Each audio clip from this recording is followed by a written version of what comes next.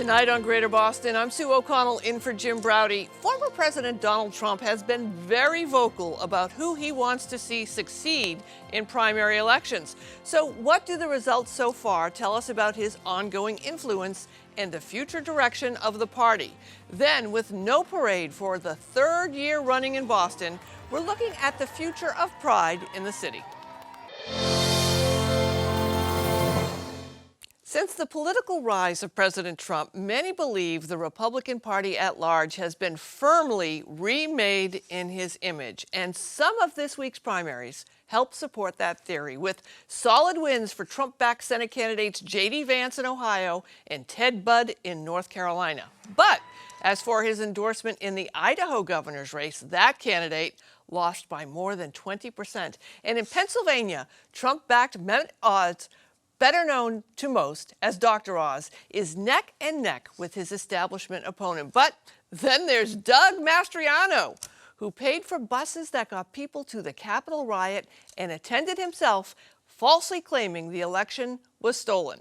He was well on his way to primary victory in the Pennsylvania governor's race even before Trump's official endorsement. So, what is the future of the Republican Party? Joining me to discuss is Jacquetta Van Zandt, the host of Politics and Prosecco. That's a videocast you can watch, and a former advisor to Framingham Mayor Yvonne Spicer, and Ozzie Palomo, founding partner and managing director of Chartwell Strategy Group. Welcome to both of you. Ozzie, I just want to start with you first and ask, and I'm going to ask you this too, Jax, have you seen a former president of either party this involved in primary politics in their party just after leaving office? Ozzie, have you? Certainly not in the modern era, but I think as we've discussed before, Sue, Trump kind of broke the mold as what current presidents, sitting presidents, and former presidents do with respect to their party. So it's not surprising. I think he enjoys being in the limelight. He enjoys wielding the influence that he continues to have, albeit it is kind of scaling back some. But at the end of the day, he does like to be the center of attention, and this is just another format for him to actually have, be there. Jacquetta, we have talked, too, over the years when, President Obama was done with his term. Many were worried he didn't get involved quickly enough into the next election, and that's been a criticism of many presidents, again, of both parties. Has Trump changed this now? When Biden leaves office at some point, are people going to expect him to be this involved like Trump has been involved in his own party's primary elections? I don't think it's something that Democrats do. I think, it's sort of, I'm out of office now. I will dibble and dabble if I have to, but it's not mandatory, and I won't do it if I don't need to. But this is also where Republicans keep beating us at the door. They certainly have an idea of, okay, I'm out of office, but I still need my legacy and my rhetoric to go forward. And so how do I do that? I tap people that I know are going to carry on this information. It's what they do best. And it's literally how they have run the party, the Republican Party, for the last 20 years. And even when they did their autopsy after, I believe it was after 2008, yeah, they knew that was their sticking point, and they kept running with it. Ozzie, I'm curious about this Trump influence, because on one hand he's being successful in the primary races, but from others, from an objective standpoint, not from a policy or personality standpoint, but from an objective standpoint, he's also making a lot of people angry within the party. If you just look in Pennsylvania, that was a late endorsement for the candidate Mastriano, who was probably going to win anyway, and people got upset that Trump got into that race and didn't endorse the other candidate. And with the Dr. Oz endorsement, I mean, that race is still being counted. People were upset that Oz was endorsed, that he was not quite as Trump as Kathy Barnett, who was the third-party candidate in that race, who may actually end up being the spoiler for Oz if he doesn't win. Are folks in the just general, both the supporters of Trump and the rank and file Republicans, are they just all generally mad at Trump for being involved in these primaries, or are they happy? Yeah, look, if you take Pennsylvania, if there is a method to the madness on the endorsements, he only knows what that formula is. He came out early, and he came out early for Oz at a time when people we weren't sure if he was going to endorse, period. David McCormick obviously solicited his endorsement as well. But he came out and endorsing Mastriano late on Friday after seeing the polls and saying, hey, this is a guaranteed thing. He essentially undercut his own endorsement of Dr. Oz, and that may be actually having an influence on election day voters in Pennsylvania that voted this past Tuesday. Now, we won't know the results of that. It's obviously getting towards mandatory recount territory, and it'll be several weeks at best before we know what's there. But you could have a scenario where his late endorsement of someone who was on their way to winning a primary could have undercut his actual endorsement of a Senate candidate who may have had a chance against, Fetterman in a general election. Now, if you talk about the party at large, look, I think the president hit his high watermark amongst Republican voters probably in October of 2020, a little bit before the election, where nearly 80% of Republicans supported the president. That has subsided some. We're now looking at about a 6 in 10 Republican voters that actually support the president and want him to remain involved.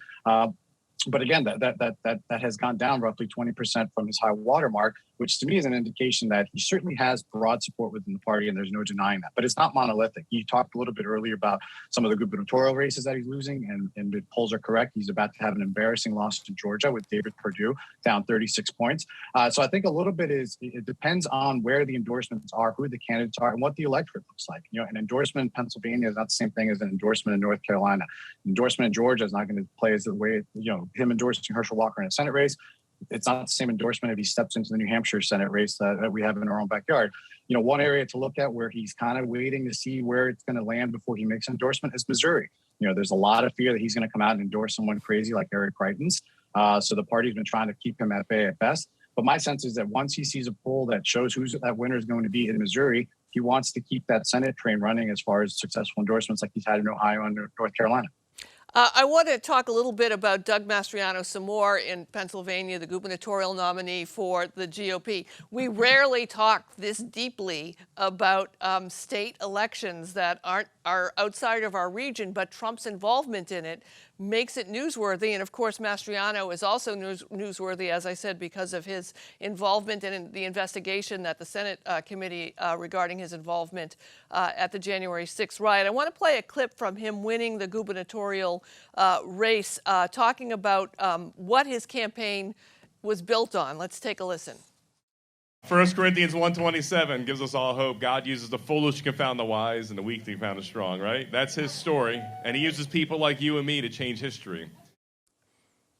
So the involvement, Jacquetta, of the evangelicals in the super MAGA, I don't know what the Democrats are calling it these days, super MAGA, ultra MAGA, I don't know if it's a Marvel movie or not, but the involvement of the evangelicals in this movement is really shaping a lot of the way that the Republicans are running in these races. How are the Democrats going to respond to this meld of religion and politics?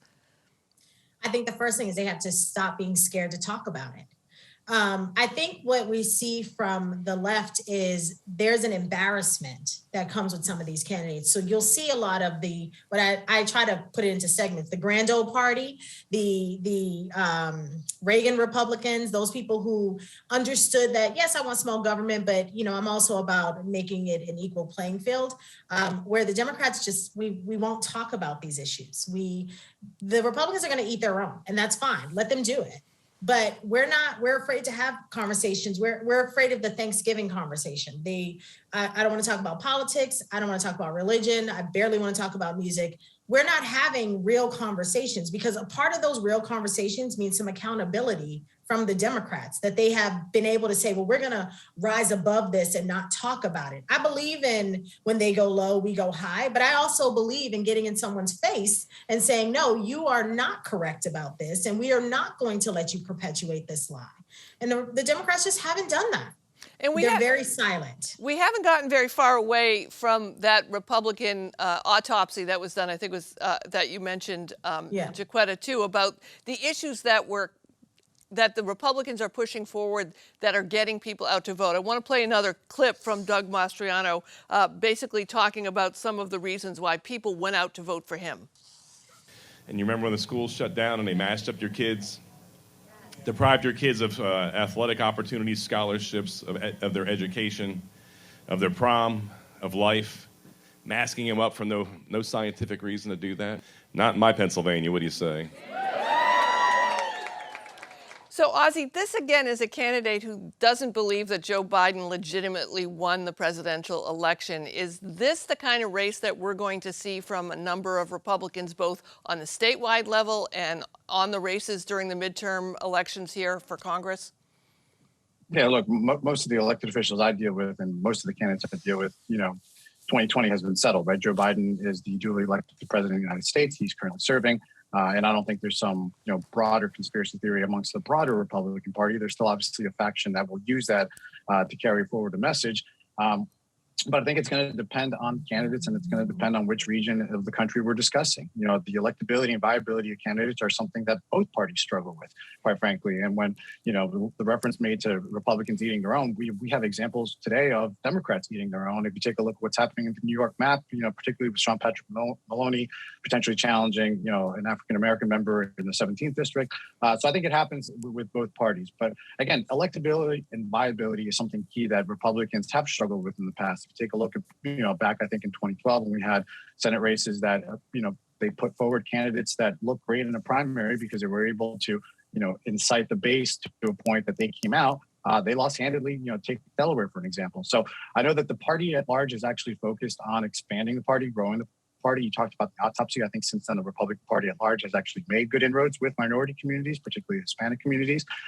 They've made inroads with women, particularly in 2016. I'm not sure if that was because of Trump or the dislikability of Hillary Clinton. We've obviously taken a hit since then, and we saw that in 2020.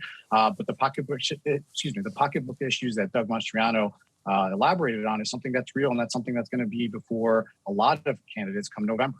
Jacquetta, by the time I want to just say one thing. Yep. I'm going to say one thing. That I actually don't agree with that. The Republican Party has not made inroads into communities of color. They have identified who within the communities of color that they are able to target. That is not because communities of color are not a monolith. There are wealthy Black Americans who vote very differently from middle-class Black Americans. There are wealthy Latinos who are different voters from people who support undocumented immigrants. So I actually don't think they've made inroads. I don't think either party has made inroads, but I think the point that I'm getting from you, Ozzie, is that because there's that belief that we're not addressing the issue. And that is what we're going to see in these midterms. You see Lucy McBath literally right now fighting for her life in her district, and that was redistricted out of. And that's what we see across communities of color all the time. There's always a redistricting so that either more white voters come in and less people are able to vote. So yeah, I am not sure I totally agree with that at all. Yeah, But I mean, my respect comment you, was though, based Ozzie, on respect actual, you. yeah. No, and again, as a Hispanic American, I think I disagree with you on that. If you take a look at polling numbers and election result data from 16 to 20, Trump actually did make inroads with African Americans, Hispanic Americans, Asian Americans. He lost support amongst white suburban women, which is really what cost him in certain states like Georgia. But I think, again, did he actually take majority of Black, Hispanic, and other minority voters? Absolutely not. But did he make inroads from where Mitt Romney was to where he was in 16 to where he was in 20? Absolutely. So I think you can't deny that progress was made with respect to support kind of coming towards the Republican on pocketbook issues. It wasn't personality driven. But I do agree with you. There is a long way to go. And I do see, and I think the Republican Party does acknowledge that. We just had the Republican Party open a minority outreach center in Connecticut, of all places. That's not an area that I would have normally pointed out on a map that the Republican Party had any interest in. But my guess is that there are House races and certainly a Senate race and a gubernatorial race in that state that they're targeting and understanding the impact that communities of color are going to have, in that state. Just as we wrap up quickly, I want to ask you each, and Jacquetta, start with you. Do you think by the end of June, when the Supreme Court has ruled on Roe v. Wade, and we expect that some 20 states will automatically trigger making abortions impossible to get, do you think that this is going to help the Democrats change history and actually keep control of the Senate and Congress in the fall, or do you think it's going to energize both sides? I think it's going to energize both sides. This is such a polarizing issue. It doesn't matter where you land on it. This will energize both sides. And I don't think this fight is going to be over for a while. I wish it would. As a woman, I'm so tired of talking about this, but I think it's going to energize both sides. What do you think, Ozzie?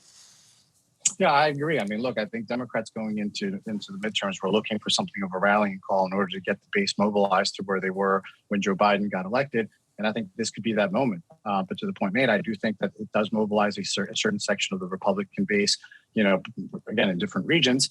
But look, at the end of the day, we saw early polling come out post, Roe v. Wade leak that said the overall political environment really wasn't that changed, from there.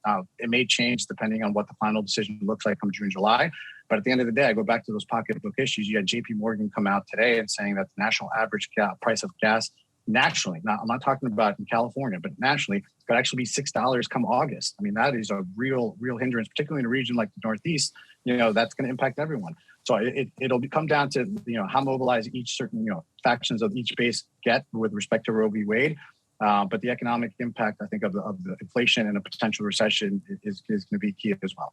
Jacquetta Van Zandt. Gas gets to $6. I'm biking everywhere. I'm glad I live in a walkable city then. I'll watch that. I'll definitely watch your video cast for that if that happens. Jacquetta Van Zandt, Ozzie, Palomo, I appreciate the thoughtful conversation. Thanks so much for joining us. Thank you.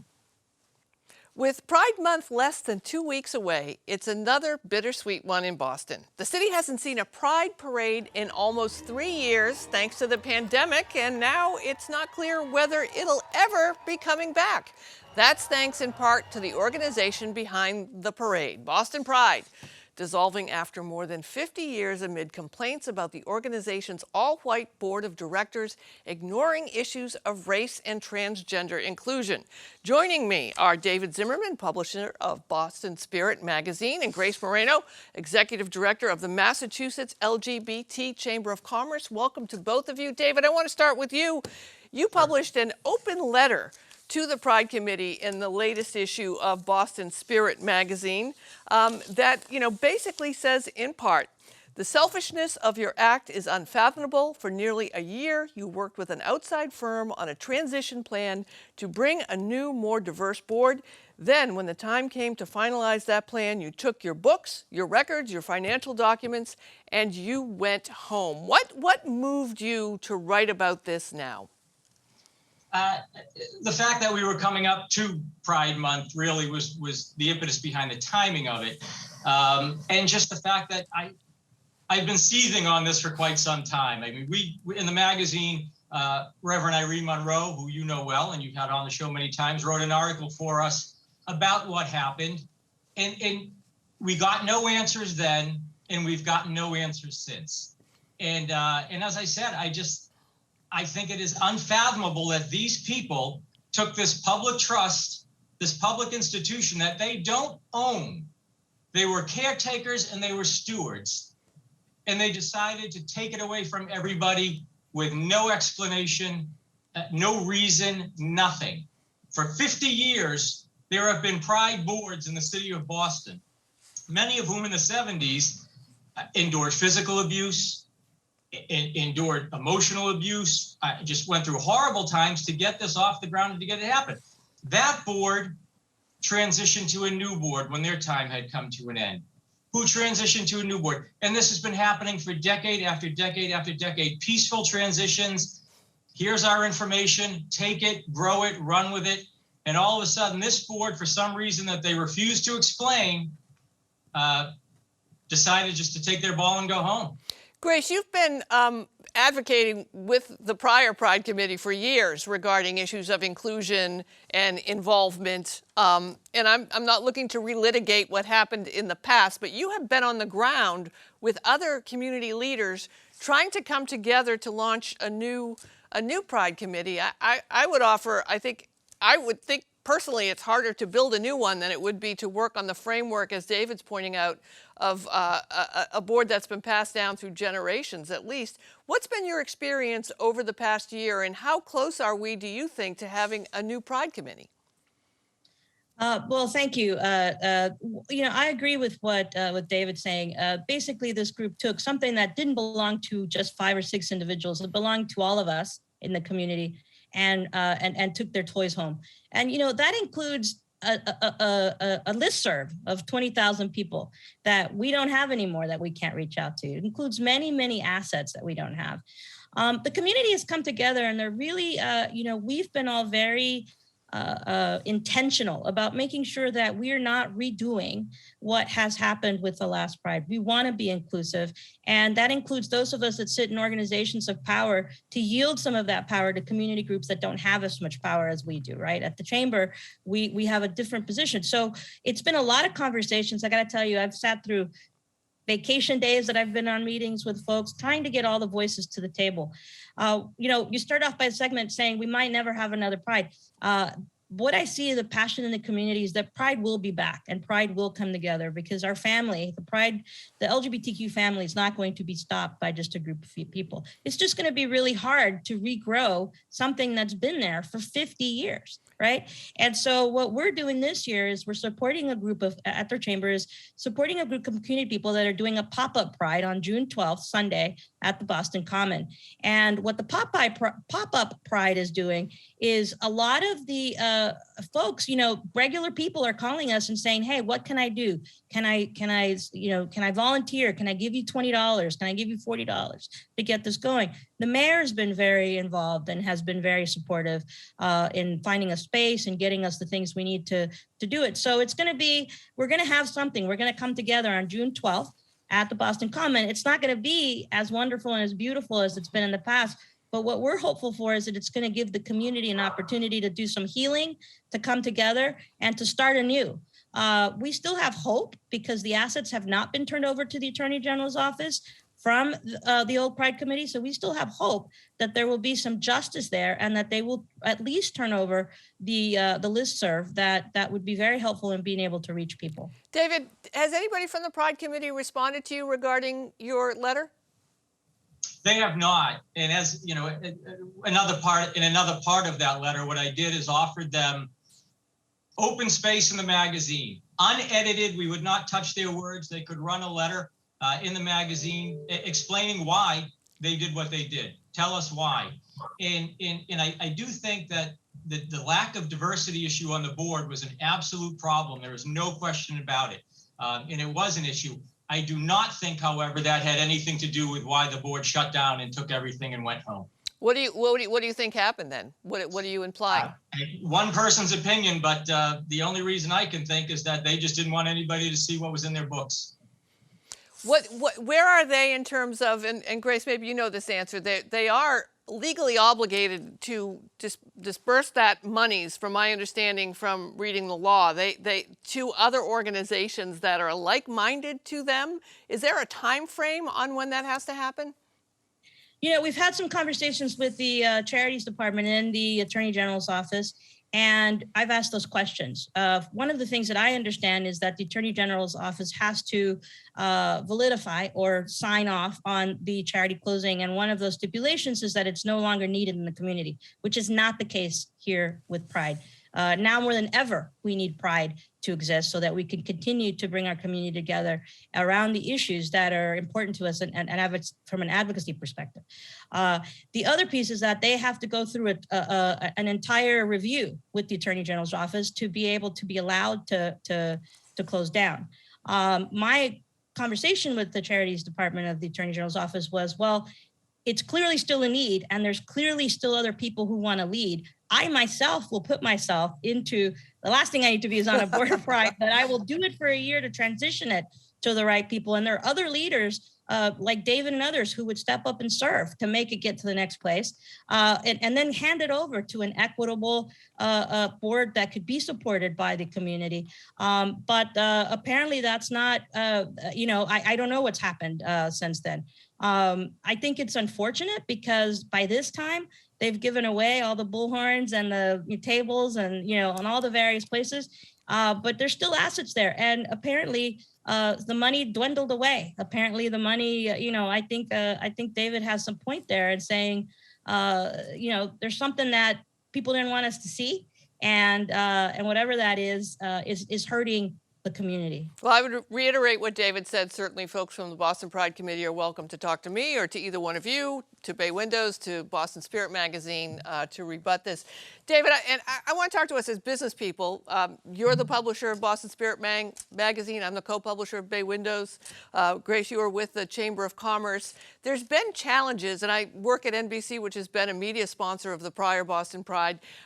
There have been challenges regarding the corporate aspect and the business aspect of Pride, not just here in Boston, but Sure. around the area. And I would also note there are a number of prides happening in Massachusetts that just aren't Boston, which you can see at Boston Spirit Magazine has a listing, and we'll have one as well. Are we at a point, an inflection point, David, where we have to balance the corporate sponsorship of these Pride events and the civil rights aspect of what Pride originally meant? That is exactly where we are. That is exactly where we are. Boston Spirit, Bay Windows has been around longer, so you actually even have more of a history, at least in this part, than I do. We've been around for 17 years. Without question, the biggest change that we've seen over that 17 years is corporate involvement in diversity, inclusion, and equity. It has become a big budget item in every major company. And these companies have their employee resource groups dedicated to different niches of employees. They have their LGBT groups, Asian American groups, women groups, veteran groups, and so forth and so on.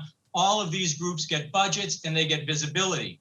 Corporations are trying, at least from the visibility part, to do the right thing with regard to D&I. But when you look at where Pride started and the activism behind it, in the social and community part of it, and where you look at the Pride Parade was 3 years ago, the Pride Parade took about 4 hours, and you were broadcasting it, and it was one company after another company after another company after another, which is wonderful, but as you said, there's a tipping point, and a lot of people are angry and seeing it as a much more of a corporate entity than a social and an activism entity. And yes, that is an issue, and it's a very, very difficult one to balance, because I do think everybody is trying in part to do the right thing. Grace, as we wrap up here, I want to give you the last word. If people are interested in getting involved, or they want to get more information, or they want to put pressure on the prior Pride Committee, what can they do?